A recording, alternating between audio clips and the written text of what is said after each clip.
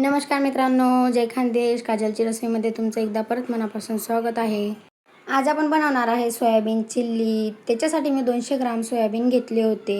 आता आपण त्यांना 5 ते 10 मिनिटं बॉईल करायला ठेवूया.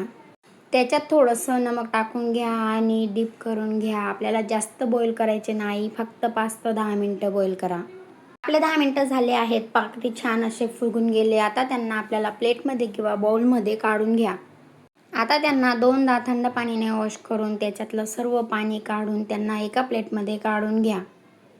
पहा आपले सोयाबीन किती छान असे सॉफ्ट झाले आहेत. मित्रांनो, जर माझ्या चॅनलवरती नवीन असाल तर लाईक, शेअर आणि सबस्क्राईब करायला अजिबात विसरू नका. एका बाउलमध्ये सर्व सोयाबीन काढून घ्या. खलबत्त्यात थोडंसं अद्रक आणि लसूण घ्या, त्याला ठेचून घ्या. तुम्ही मिक्सरमध्ये ही पेस्ट करून फ्रीजमध्ये स्टोअर करून ठेवू शकता. आता सर्व अद्रक लसूणचं पेस्ट सोयाबीनमध्ये टाकून घ्या. थोडंसं नमक टाका, थोडंसं लाल चटणी पावडर, थोडीशी हळद. त्याला सर्व मिक्स करून घ्या. सर्व सोयाबीनला लागलं पाहिजे.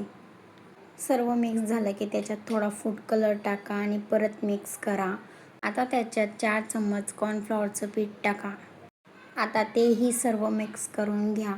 आपल्याला सर्व एक सोयाबीनला लागलं पाहिजे असं मिक्स करा, म्हणजे आपले सोयाबीन तळायच्या वेळेस एकदम कुरकुरीत अशा होतील.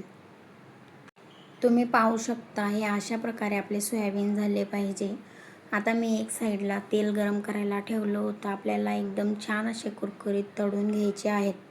सोयाबीन चिल्ली छान अशी बनवून तयार होते. फक्त सोयाबीन फ्राय करायच्या वेळेस लक्ष ठेवा. आपली सोयाबीन तळून तयार आहे. त्यांना आता एका प्लेटमध्ये काढून घ्या. आता आपल्याला तशाच प्रकारे सर्व सोयाबीन तळून घ्यायचे आहेत. सर्व तळून झाले की त्यांना एका प्लेटमध्ये काढून घ्या.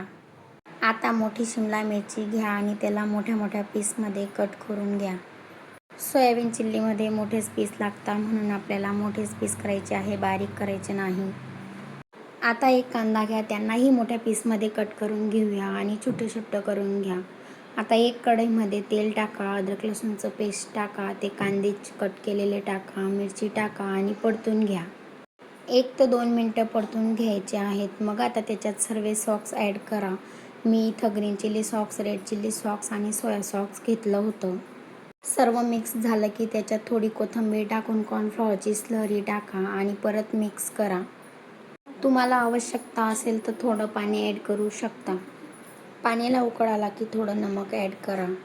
आपण पहिले पण सोयाबीनमध्ये नमक ॲड केलं होतं. आता सर्व सोयाबीन टाकून त्यांना सर्व मिक्स करून घ्या. 1 मिनटं परतून घ्या, मग काढा. आता त्यांना प्लेटमध्ये. पहा किती सॉफ्ट आपली सोयाबीन चिल्ली रेडी आहे. सोयाबीन चिल्ली गावाकडे जास्त भेटते. मी पहिल्यांदाच ट्राय केली, ती छान बनून तयार झाली आहे ना. तुम्ही पण एकदा नक्की ट्राय करा आणि व्हिडिओ आवडला असेल तर नक्कीच सबस्क्राईब करा.